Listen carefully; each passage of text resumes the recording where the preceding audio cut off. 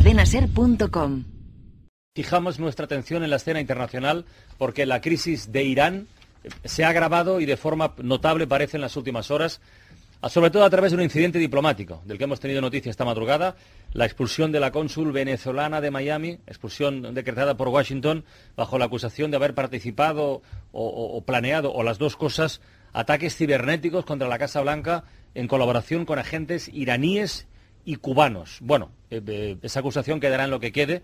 De momento, desde Venezuela, Hugo Chávez ya ha respondido con una cierta mofa. La verdad es que todo esto pasaba y pasa en las horas previas al comienzo de una gira latinoamericana del presidente iraní, pero es que además esta mañana nos llegaba la noticia desde Teherán de esa condena a muerte de un ciudadano que tiene doble nacionalidad, iraní y norteamericana, acusado de espiar para la CIA. Bueno, pues no sé, si a todo esto le unimos las maniobras de la semana pasada en el estrecho de Hormuz, esa amenaza de cerrar un paso estratégico tan importante para el tráfico de petróleo en todo el mundo, se está poniendo la situación pues como bastante mala, que vamos a engañarnos, ¿no? Así que esta mañana vamos no solo a analizarlo con nuestros comentaristas de hoy, sino que vamos a saludar a Nazarina Miriam, que es profesora de Ciencia Política en la Universidad de Barcelona y escritora iraní, a ver si nos aporta un poquito más de luz y de conocimiento sobre lo que está ocurriendo y sobre todo sobre lo que puede ocurrir. Nazarina Miriam, buenos días. Buenos días. Buenos días, muchísimas gracias por atendernos. Gracias a usted. Oiga, Irán está, voy a empezar por ahí. ¿Irán está haciendo bien los cálculos en términos geopolíticos? Porque esto parece claramente que es un pulso, ¿no?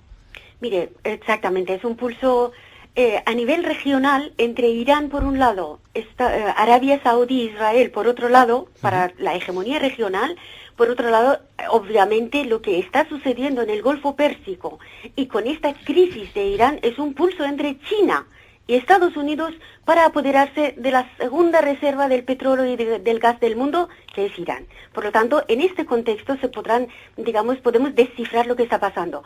Según los cálculos que usted dice, con este viaje de Ahmadinejad a Latinoamérica, demuestra que Irán todavía no tiene una correcta visión sobre lo que está ocurriendo, porque Ahmadinejad ahora tendría que estar en China, en Rusia, en la Unión Europea, incluso ir a Arabia Saudí para evitar una guerra. No ir a Latinoamérica, con esta parte de Latinoamérica con la que Irán además tiene buenas relaciones. O sea, no tendría ahora en esta crisis de bélica buscar aliados donde ya tiene una cierta simpatía, ciertas amistades que tiene con esta parte del mundo. O sea, ¿usted cree que es posible, que no podemos descartar la hipótesis de un conflicto bélico real? No, está absolutamente...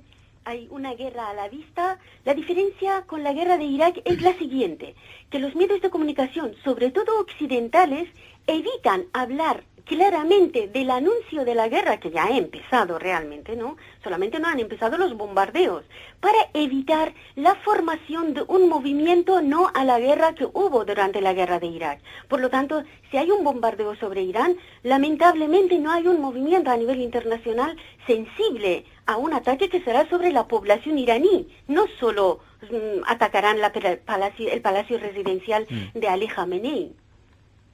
O sea, es que me preocupa mucho escucharla porque usted da por hecho que puede haber guerra. Absolutamente, es que la guerra es... Mire, la situación es tan grave que desde China ya están hablando de una tercera guerra mundial. Desde Rusia ya se están preparando para una guerra. Mire, usted ahora me estaba comentando que Irán realizó una serie de maniobras en el estrecho de Hormuz, pero ve, en la prensa occidental no sale que Estados Unidos y Israel en estos momentos están realizando la maniobra común más grande de la historia que habían hecho. O sea, Estados Unidos ha enviado miles de soldados a Israel. Desde hace una semana está enviando y están realizando una serie de maniobras bélicas justamente para Irán, aunque niegan que sea contra Irán, porque claro, para desactivar este movimiento antibélico para que no se forme. Pero existe esta guerra y ya las espadas están al alza y sí, todo indica que Irán, va a haber un ataque militar contra Irán. ¿Y qué sensación hay, cómo lo vive la opinión pública iraní, señora Miriam? ¿Es consciente de este riesgo, de este peligro, de verdad? Mire, es que Irán ya llevamos 8 años en la guerra contra Irak y sabemos lo que es un desastre de tal magnitud. Yo creo que no hay peor tragedia para el ser humano o para un grupo de seres humanos, para una comunidad, para un país que una guerra. Es peor que una dictadura, aunque sea esta dictadura sea teocrática como es la de Irán. Eso el pueblo iraní lo sabe. Los iraquíes, por ejemplo, hubieran preferido a Saddam Hussein, aquel genocida, que la situación actual de años de guerra, y que esto no va a terminar. Por lo tanto, en la sociedad iraní hay una sensación de resignación. Pero sí que quiero subrayar de que el pueblo iraní, o una parte del pueblo iraní que está en contra del régimen islámico, también y absolutamente está en contra de un ataque militar sobre Irán. Esto lo digo, y no solo es la sociedad, sino la oposición iraní, desde la oposición marxista hasta la oposición de derecha, pero Pahlavi, de los monárquicos me refiero, ¿no? Sí. Están absolutamente en contra de que Irán se convierta en otro Irak, en otro Libia, porque esto sí que hay dentro de un marco de un desastre de tales magnitudes. Sería imposible para el pueblo iraní luchar por la democracia si se le caen las bombas y se estallan cochebombas un día sí otro también, como está ocurriendo en Irak y ahora en Siria. Y a su juicio, se lo pregunto ya para terminar, se lo pregunto de manera muy directa. A su juicio, ¿quién tiene mayor responsabilidad de que la situación esté como está actualmente?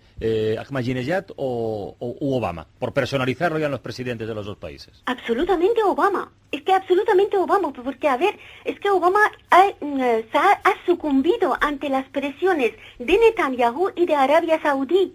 Justamente es que han sido ellos, estas dos potencias regionales, que han abortado además. Es verdad que Obama en un principio, durante incluso la campaña electoral del 2008, insistía en negociar con Irán, incluso dijo que tendría un encuentro con los líderes de la República Islámica sin condiciones.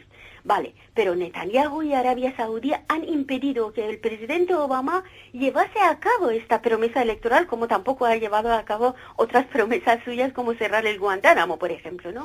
Por lo tanto, Irán es un país que conoce sus debilidades, sabe que es un país débil frente al gigante Estados Unidos. Por lo tanto, Irán, a pesar de las palabrerías que sueltan un día sí, otro también, no tiene esta capacidad de enfrentarse a Estados Unidos. Ha intentado por todos los medios llegar a un acuerdo con el presidente Obama.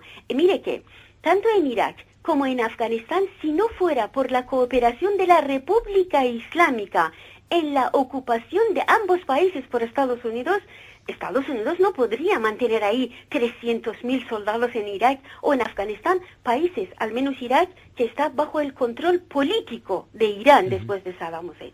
Por lo tanto, Irán demostró su buena voluntad de cooperación con los americanos en la zona. Lo que ha ocurrido es lo siguiente. La caída de Saddam Hussein ha dejado un espacio abierto en uno de los países más importantes del mundo, que es Irak, que es la tercera reserva del petróleo mundial, y es un país sunita. Pues tanto Israel como Arabia Saudí están muy enfadados con Estados Unidos porque ha entregado el poder ahí a los chiitas, pero iraníes. O sea, no solo no ha reducido el poderío de Irán, acusan a Obama de aumentar el poderío de Irán en la región con su cooperación en Afganistán y en Irak. Por lo tanto, esto no lo soportan Arabia Saudí, mucho menos Israel, que además con la primavera árabe, Israel ahora su posición regional se ha debilitado muchísimo. Ha perdido a su gran aliado, que ha sido Hosni Mubarak. Imagínense si los hermanos musulmanes cumplen con su amenaza de romper el Camp David, el Tratado de Camp David. Esto es una declaración de guerra a Israel. Por lo tanto, Israel intenta redirigir esta guerra hacia Irán, en vez de una guerra contra Egipto, por ejemplo, o aceptar un Estado palestino. O sea, la guerra contra Irán es una válvula de escape para Israel. También es para los árabes de Jordania y de Arabia Saudí para machacar la primavera árabe. Y para Estados Unidos para expulsar a China de Irán, porque Irán es el tercer exportador de petróleo a China después de Rusia y Angola.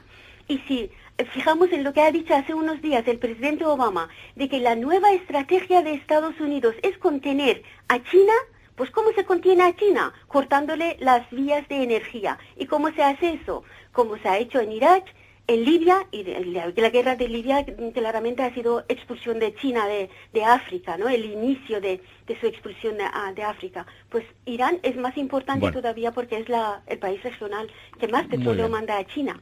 Nazarine Amirian, profesora de Ciencia Política en la Universidad de Barcelona. Muchísimas gracias por atendernos y por su análisis. Gracias.